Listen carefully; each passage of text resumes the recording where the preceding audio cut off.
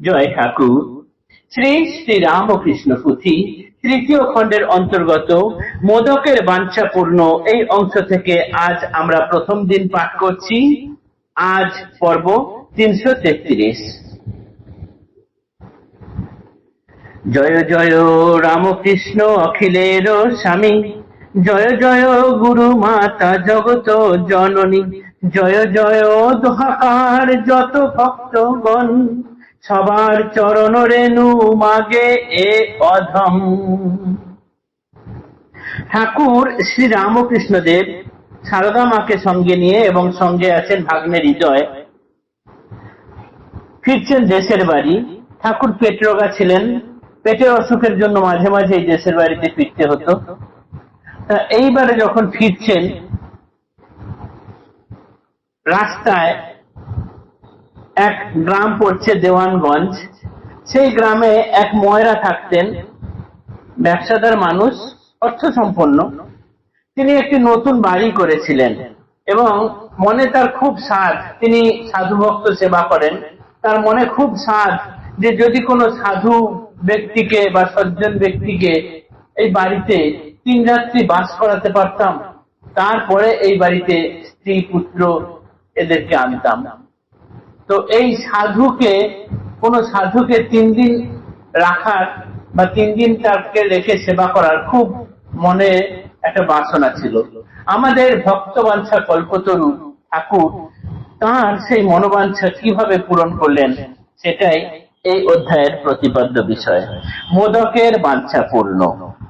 বাঞ্ছা কল্পতরু প্রভু ভক্ত বৎসল, সুদিন দরিদ্র দুঃখী দুর্বলের বল, কৃপাময় অবতার দয়ায় দ্রবিয়া, ভব সিন্ধু পারাবারে সদা দেন খেয়া, স্বার্থ শূন্য নেয়ে নাহিলন দান করি, যেই যায় ঘাটে তাই লয়ে দেন পারি, জেনা জানে পার ঘাট ডাক দেন তাই, সম্বলবিহীন কেড়ে পারে যাবি আয়, অন্ধজনা চক্ষু বিনা দেখিতে না পেলে, প্রসারী শ্রীকরোদ্ভয় নায়ে নেন তুলে, অপার কৃপায় ধাম কৃপার মূরতি, শুনো মন এক মনে রামকৃষ্ণ পুঁথি, দিবারাতি মাতি মাতি শুনো এক মনে, দিয়া পাতি নিজ ছাতি ভবের তুফানে, সংসার সাগর মহাতরঙ্গ আলয়, ধনজন দ্বারা পুত্র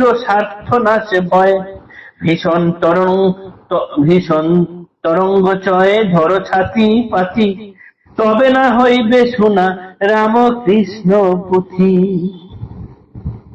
এ সময়ে শ্রী প্রভুর দেশে আগমন, সঙ্গে চলে সেবা পরে আত্মীয় স্বজন, হৃদয় ভাগিনা আর মাতা ঠাকুরানী, শোনো অদ্ভুত কথা পথেরও কাহিনী, ভক্ত বাঞ্ছা কল্পতরু শ্রী প্রভু কেমন, লীলায় বুঝিয়া দেখো অবিশ্বাসী মন, অকপট হৃদে সাধ যেই যাহা করে, সর্বঘট বার্তাবিদ ঈশ্বর গোচরে, প্রভু পূর্ণ করেন সহস্র গুণে তার, লীলায় প্রত্যক্ষ আছে উপমা হাজার, কল্পনার নয় কথা চাক্ষুষ নয়নে, মেজে ঘষে দেখা সব আলোদয় দিনে, অবতার মূল প্রভু ব্রহ্মাণ্ডেরও স্বামী, লজ্জাপটাবৃতা মাতা জগত জননী, নাহি চাই পরম ব্রহ্ম যিনি নিরাকার, পরমিষ্ট রামকৃষ্ণ ঠাকুর আমার, বারবার লীলা ছলে খেলা ধরা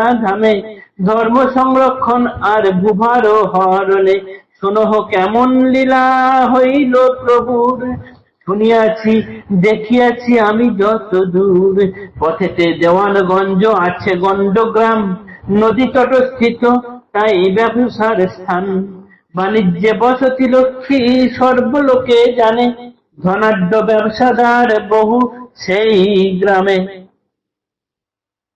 তাহাদের মধ্যে সাধু ভক্ত একজন, মহাভাগ্যবান বন্দী তাহার চরণ, জাতিতে ময়রাতে গঞ্জে আদিবাস, দ্বিজ ভক্ত সাধু পদে অটল বিশ্বাস, পরিপাটি সুন্দর আবাস নিকেতন, সাধ্যমত অর্থ ব্যয় বানায় নূতন, হেন ভাবে পরিপূর্ণ আবাস ভিতরে, দেখা মাত্র বোধে যেন লক্ষ্মী আছে ঘরে। দিব্য শুদ্ধ সত্যভাব অবিরত খেলে, রজতম কিবা তার গন্ধ নাহি মিলে।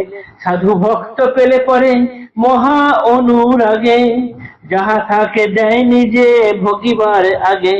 প্রকৃতি সুলভ তার এই মতো রীতি, বানাইয়া বাড়ি স্নেহ ভাবে দিবারাত্রি। যদি ভাগ্য বলে মিলে সাধু উদাসীন, নূতন আবাস তারে রাখি 3 দিন।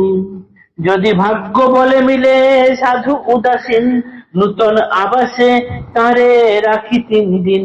করিয়া যেমন সাধ্য সেবা আদি তার, পশ্চাতে আনিব দ্বারা পুত্র পরিবার।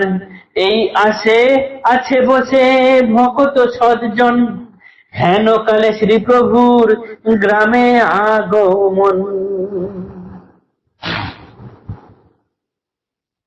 সংসার এই মহাতরঙ্গ আলয়ে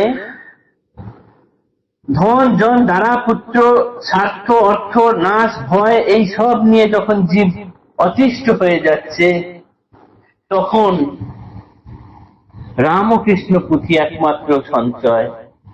এটি করতে পারলেই আমরা ঠাকুরকে কাছে পাবো। যেমন এই ময়রা, তিনি অন্তর থেকে চেয়েছিলেন নতুন বাড়ি করে যদি কোনো সাধু সজ্জনকে 3 রাত্রি সেবা করা যায়, তারপরে আমি তাতে দ্বারা পুত্র পরিবারকে আনবো। ঠাকুর ঠিক সেই সময়ই সেইখান দিয়ে দেশে ফিরছেন। তারপর কি হলো সেটি আমরা আগামীকাল পাঠ করব। জয় ঠাকুর, নমস্কার।